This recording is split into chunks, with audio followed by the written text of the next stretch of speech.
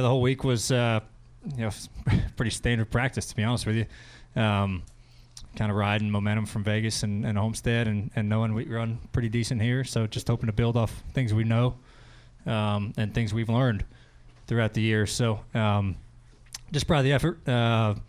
Amazing car all weekend. Was able to work on it and even get it better and better. And the last handful of laps, you're just hoping for no yellow, right? I mean, you're through to the next round, and then you hope no late yellow to where it can really become a bad deal. So just want everything to end, but just proud of the effort. Amazing couple days, and hopefully another amazing couple days next week. Ryan, how much of a different driver are you now compared to last year? I don't know. I think last year I talked about making a couple mistakes in this round, at Vegas and Miami. It took us out. It kept us from getting to Phoenix. And, you just, all you can do is you try to learn from those, right? Try to be a smarter race car driver, try to understand the bigger picture. That's like the biggest thing. So at least that's the biggest thing I took away from it, right? Okay, everyone makes mistakes, but do you actually learn from your mistakes, or do you keep screwing up? And we learned from them, and we've been able to have a really, really good 9 weeks so far in the playoffs. Proud of everyone's effort on our group. But yeah, I feel like you just try to learn from your mistakes, think of a bigger picture, try to become a better race car driver, right? You're always getting better. Like, it doesn't matter how good you are or how bad you are, you're always trying to get better. And always trying to evolve your skill set and try to pick things that you don't do well to try to do better. And we had a lot of talks this offseason, Jonathan and I, kind of me internally with myself. It's like, okay, what are some things you don't like about how you approach the weekends? And let's work on them. Let's try to figure it out and make them better. And I think we've done that, and it's definitely showing. All right, we'll go to Lee right here. Lee Spencer, catchfence.com. Can you just talk about making the championship for the first time? I mean, it's what everybody works to achieve, that and a title. I mean, Chris Gabehart said making the championship four under this format is the same as winning a title because it's just so damn hard to get there. Can you just talk about this accomplishment during this period in your career? Yeah, it's definitely hard to do it, for sure. And, and even coming in like we did to the playoffs, like not having a lot of playoff points and stuff like that, and just outperforming people, right? I mean, just doing a good job and executing really well, and that's all you can ask for. So, yeah, I mean, all you want is a shot at a championship, and you get your shot when the playoffs start if you make them. Okay, you have a shot. But then your real shot is, you could get to Phoenix, right? So, it's just nice to have an opportunity to actually race for a championship. Hopefully we can maximize the weekend. We'll just see. I'm excited for it. It's gonna be fun. Shane Connick, Charlotte Observer. Ryan, congratulations on this win. When was it today when you kind of felt like you knew that you were going to cross the line and get the checkered flag? When was that moment where you could tell that you had it? About lap 499. I figured we had a good shot at it. You never know. I mean, the last 20 laps, everything, all that goes through your head is there's going to be yellow, It's going to screw up the whole race. People are going to stay out. People are going to take no tires. There's going to be 4 cautions to end this thing. Hopefully you don't get moved and spun and wreck and ruin your year. So that's like the only thing that's going through your head, right? So just get to the white was like the only thing, that really concerned me at the time. And, running down the 10, I wasn't really running harder. I think everyone just kind of fell off pretty good, and I saved my stuff early to where I could get through traffic pretty good, and it benefited us later in the run. So, yeah, just not till the white flag. You never know. You just stay focused, and it's, once you get to the white flag, you're usually pretty good. So. And what was your immediate reaction as you realized that you did, in fact, win it once you realized all 500 laps were done? Yeah, a lot of different, things to be proud of. Obviously getting to Phoenix. Winning here. I've always wanted to win here, and I feel like we've lost a couple of them, 2 or 3 of them here. And I grew up in High Point, just south of here. I grew up closer to here than I did Charlotte, and so I came here a lot as a kid. And I loved watching Dad race here. I wanted a grandfather clock for a long time, ever since I was a kid. And so it's just like those little special things, right? You remember, and then driving for the Wood Brothers from Stewart, just right down the road from here. So it's just like this place has just been so special to me, and it's just Victory Lane has eluded me for years and years, and I feel like we could have won 2 or 3 of them. It just never happened, and I feel like something always happened, but everything fell into place today, and our car was fast, and we were able to pull it off. So a lot of joy and a lot of things to be proud of. All right, we'll come back up front to Mark here, please, where we were before. Thanks, Mark. Did not want to jump the line. Mark Garrow, PRN. Congratulations first, Ryan, on getting there to Phoenix the first time. It's pretty cool. How does it feel as a driver to come through in this kind of situation where it's pressure, it's no tomorrow, that kind of thing? How does it feel personally to have succeeded under these circumstances? There is a lot of pressure in these situations. I feel like if someone tells you, I don't feel pressure, they're lying to you, because this is your season. This is what you race for. There's a lot of men and women counting on your performance at the racetrack, that work in the shops, that are on the team. So there is a lot of pressure. I think it's how you handle that pressure is important, right? Okay, how do you approach it? How do you accept it and go to work and not let it get to you? I think our group's done that very well. Of no matter what our situation, you've just done your job and done it to the best of your ability. And this group's job, when it's done to the best of their ability, can be winners and champions. And so hopefully we can continue to bring that mindset to the racetrack here for next week. And just everyone is working super hard. Couldn't be prouder of the 12 boys. They're awesome, and it's cool to drive a fast race car. Not to add any pressure, but all you have to do now is go back to back to win the championship. That's all. And people go back to back all the time, so we'll see. All right, we're going to go to Seth, and then we're going to make our way back up front. Go ahead, Seth. Seth Egger, KickingTires.net. Ryan, over the past 3 weeks, you've kind of found Jimmy Johnson's lucky horseshoe, so to speak. But aside from your luck, your performance has been strong. What has been the turning point for your team? What's been lucky about it? I don't think anything's been lucky about it. The last 3 weeks we've been running amazing. We've run up towards the front in Vegas, led laps at Homestead, had a good shot to win, and we won today. I don't think there's any luck that it goes into this. There may be lucky moments, but I don't think a horseshoe is really true at all. We've worked really hard to get to the point that we need to with speed, and our group's executed very good races, and they deserve to be here. So,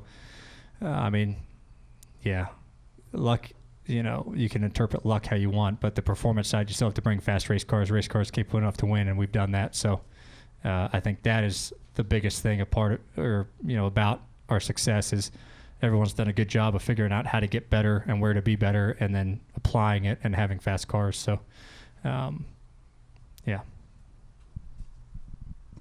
All right, we'll come up front to Dustin and then Jordan. Go ahead, Dustin.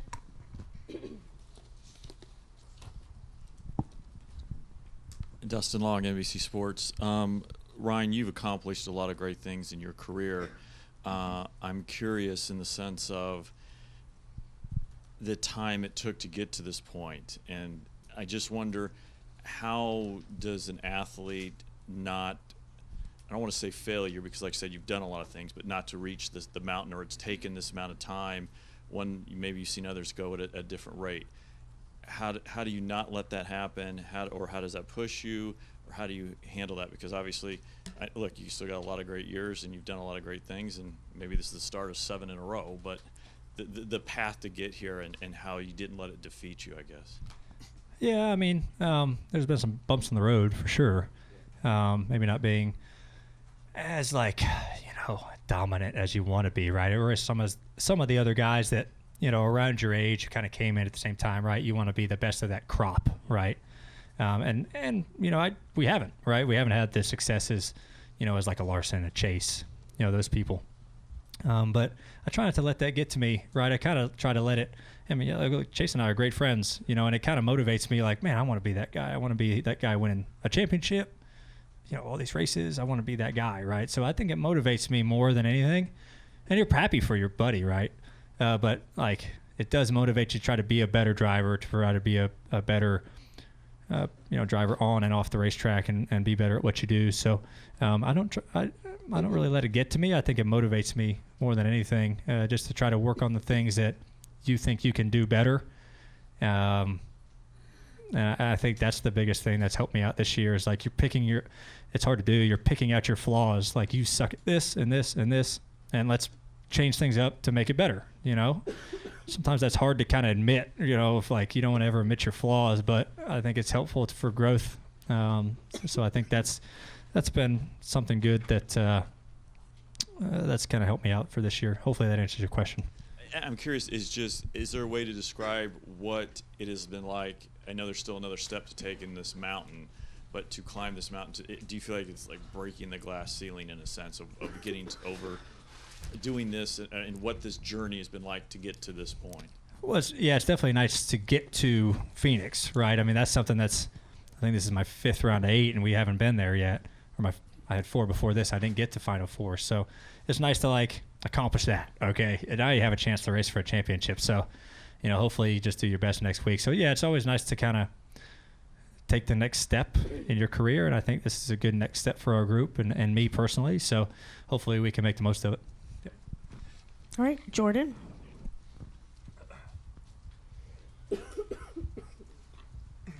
Jordan Bianchi, The Athletic. From looking outward, it looked like there was a little bit of, I won't say edge to your driving tonight, but there were some moments you weren't afraid to really put the bumper to some people, right? And when you were racing Denny there, that stretch, you guys were kind of going at it. You didn't back down. Was there a little bit more, I don't want to say aggressiveness in your mindset tonight, but was there more of a, I'm not going to back down because the situation's too big? Yeah, I think, you definitely don't want to back down, because the situation is large. Yeah, Denny and I raced the heck out of each other there for a little bit on the restart. I mean, it was good racing, crossing each other and stuff like that. And, we raced each other fine. But, yeah, I laid them up to some guys early, trying to get up from where we started. And it's kind of what you have to do here, honestly. Like, it's hard to pass anybody here cleanly. Maybe like 100 laps into the run you can pass. But, no, we went in a mindset of we're going to be aggressive tonight, and that's what me and Jonathan talked about. Me and my dad talked about. We're going to be aggressive, and you have to be assertive, and that's how you establish yourself. So that was kind of our game plan.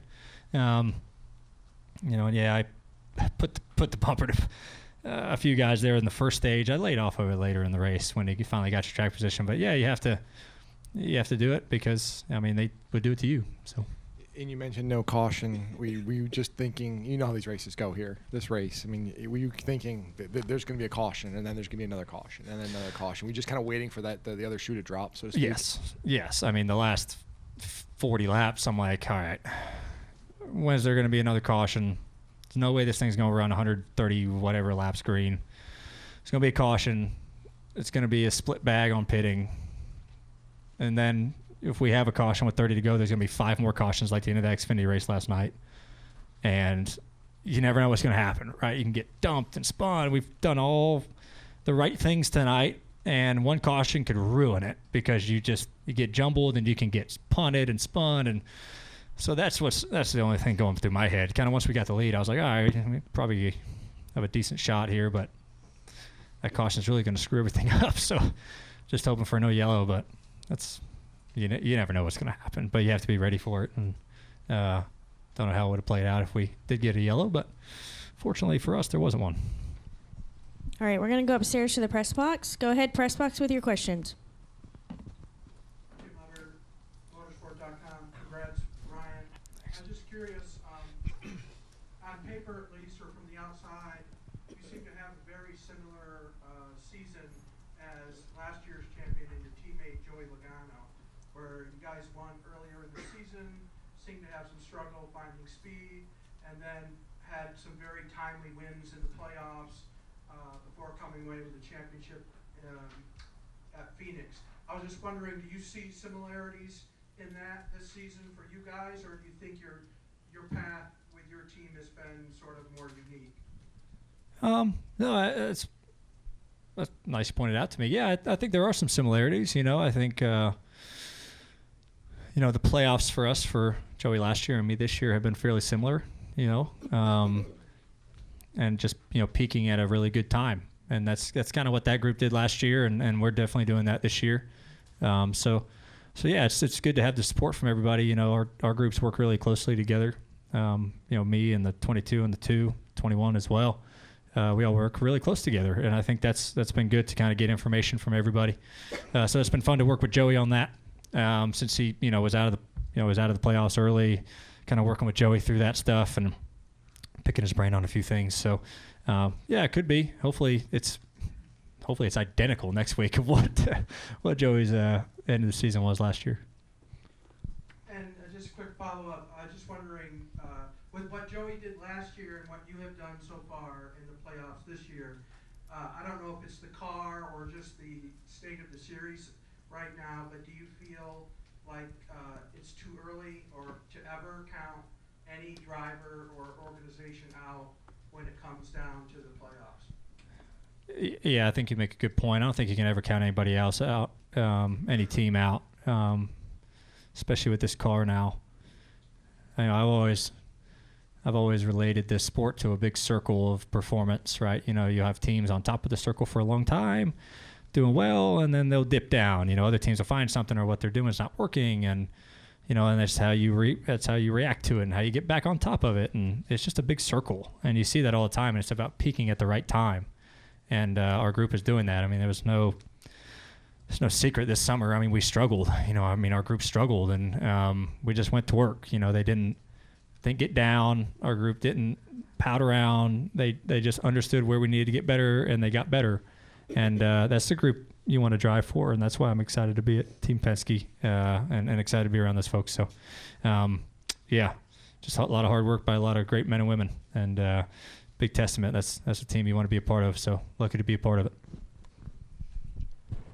All right. Joshua Weatherman with Short Track Report. What were your opinions on the new Goodyear tire compound used here today, and do you think it's a good step forward for short tracks? Yeah, I don't know. It's kind of hard to tell. You laid some rubber down. The track got dark. It kind of got some clumps in it. I was surprised at that because the tire test I didn't think was it didn't really lay that rubber down, but it was hotter today. This was kind of best case scenario. It was hot, especially early in the race, 2/3 of the way through the race. And so that was good for it. But yeah, I don't know. I think it's good it laid some rubber down. I think there's some other things we still have to kind of weed through. I still like to see more fall off. But hopefully, I don't know. It's hard to say if it's in the right direction or not. Temperature's big from the spring. And how do you balance being conservative and aggressive coming up through the field at the end there, knowing a playoff spot is on the line?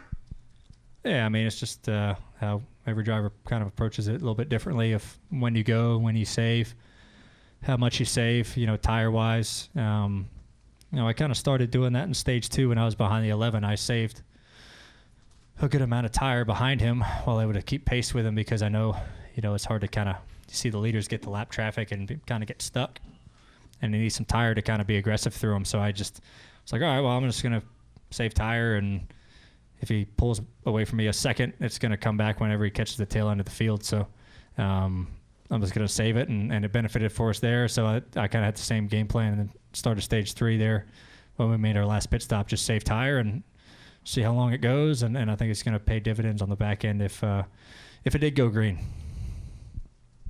Ryan, Bruce Martin from Speed Sport for Sports Money. Have you heard from Mr. Penske yet, and what did he have to say if you have heard from him? No, unfortunately, he wasn't here today. I haven't had my phone with me at all, so I'm sure I will hear from him very soon. Walt Zarnicki was here, Bud Danker was here, so that was Tim Cindric was here, so that was great to have those guys here.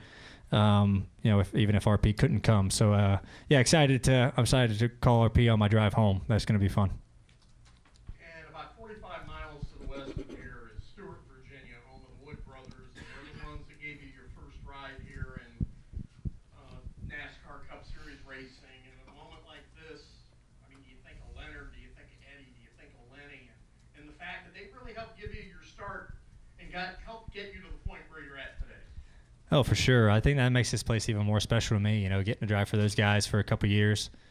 I saw Leonard today. Leonard was on the grid today, and he was psyched to be here. He always gives me a speech and gives me a bro handshake, which is awesome. But I always like seeing Leonard, and it's great to see him today. Great to see he's still doing really well. And I didn't see Eddie or Len, but it makes it even more special, to drive for those guys who are just from down the road, and this place means so much to them. And hearing stories about this place back in the day, in the 40s and 50s when Leonard was testing stuff here with Glenn, it's just awesome stories, and it's stuff that we really enjoy hearing. As a driver, especially as a guy, who's driving for them, it's just really, really cool. So yeah, it definitely means a lot more. And I'm sure Eddie and Leonard have texted me. I gotta get back, but no, it was awesome to see Leonard today, and he said he believed we were going to win. So I guess he was right, which is common for him. All right. Any final questions in the press box? All right. We'll come back downstairs for a few more. Go ahead. Go ahead. Christian Coley, kickingthetires.net. Ryan, did you get a discussion after Talladega and your burnout? Oh, no. I didn't. No, I didn't see Inman, unfortunately. So, no, I just didn't think it was, I don't know. That's a in-the-moment thing. Probably should have done one, but I'm happy I didn't. I don't know. All right, we're going to go Deb. Deb Williams, Auto Week. Congratulations, Ryan. When Jonathan and Hassler and Walt Zarnicki were in here earlier, they pointed to your performance at Texas, or that race, as the turnaround in the playoffs. Do you agree with them, and if so, why? Yeah, I do look at Texas a little bit, maybe. We weren't very good that weekend at all, and we stuck with it. And, kind of got off sequence on pit strategy and was able to get track position and held it.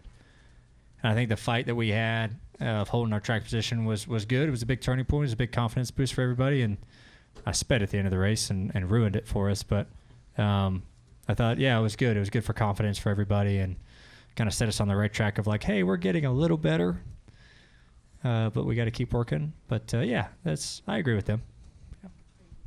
Charles, Rockstar News. One thing I noticed today is that your fan base is definitely increasing. I mean, you can just feel it. How does that feel? Oh, I've been super fortunate. I've always had really good fans. But it's picking up. Is it? Yeah, well, that's good. I don't get cussed at very often by fans, so that's good. And don't get shot the bird very often. So that one guy did earlier this year, but I gave it right back to him. But no, I've been really lucky. I don't know why. People ask me all the time, how do you get, fans, or how do you, if you were running for whatever, how do you get people to vote for you? I'm like, I don't know. I just kind of am who I am. And if you like it, that's fantastic. If you don't, whatever, I don't really care. So, I've been lucky to have a lot of great fans, a lot of, fans of my dad probably, they kind of watched our family growing up. But, I've been lucky to have a lot of really, really cool people that support me, and I can't ask for more. Honestly, I think they make you feel good. That's for sure on the weekend, right? If you're getting support by the grandstands, when I got out of the car on the front stretch, it was unreal how much the fans were cheering and how much support it was. So that's something cool for us when you can see it, because we're so removed from that during the race, right? It's not like any other sporting event where you can hear the fans and you're playing off their energy. This is completely different. So it's good to see that stuff, especially after you haven't seen anybody for 4 hours. It's nice to get out and see a bunch of people cheering for you and smiling faces. All right, we're going to take one final question. Go ahead. Hey, Ryan, Damian Sordelet with the Roanoke Times over here to your right. First, have you figured out where you're putting the clock? I'll figure out a spot somewhere. I don't normally keep trophies in my house, but it's kind of too cool not to do. Most broadcasts mention how Denny Hamlin is so good on the long run. He mentioned today you were the best long run car out there. What allowed you to have that, not only be aggressive early and pick up spots, but have the pace there at the end where you're able to track down Almirola from like 10 seconds back and win? Yeah. I think our car, what it did really good was, I've always been they called me a curb machine here. And I just run right against the curb all race. Inches from it all race. And it's like opposite of running the wall. It's on your left side, it's a little curb. But like to me, that's how I've always run this place. And you get under the rubber, you know, everyone kind of fades up in the middle of the corner and it just cakes rubber down. I've always just gotten below it and just patient, just rolling around the curb as long as I can and just driving straight off. And you see people with wide exits spinning their tires, right? That hurts you later in the run. So I've always kind of asked of my car just to roll like crazy, right? To where I can, you know, maybe I don't get in super fast compared to guys, but once I get to the curb, I roll on the curb so fast, and I don't pick up the throttle till later. That allows me to come off low and straight, and that just saves tires, right? If you're straight driving off compared to kind of a angle off the corner, it just helps your tires. And so that's something I've just kind of always done here, and it was a big benefit in the old car, and it's starting to become a benefit in this car, and it benefited us tonight. So. Just different kind of lanes. Things I've done for 3 or 4 years.